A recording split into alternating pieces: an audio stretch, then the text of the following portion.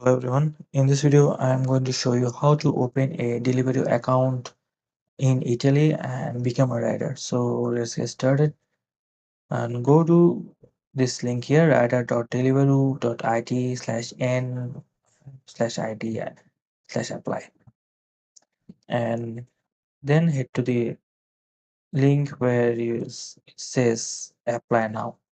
Alright, then you need to click on it. And so let me explain the steps. So before applying, make sure you meet the requirements here. So let me quickly zoom in. You need a vehicle, a smartphone, proof of your right to work in Italy, and be over 18 years old.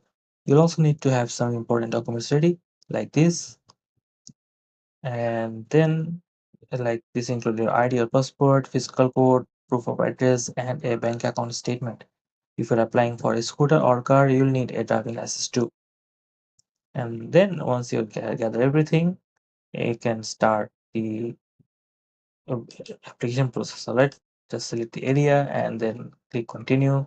There are 4 steps and it's very easy to follow along. Just make sure this is the important part and you have everything you need, right, to write and the documents you have.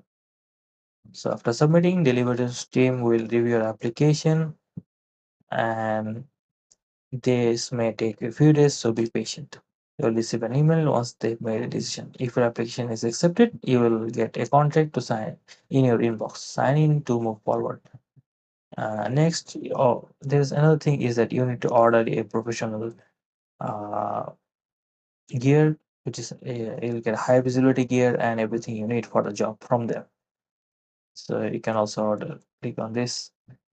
So you can order a core kit. This is how you apply.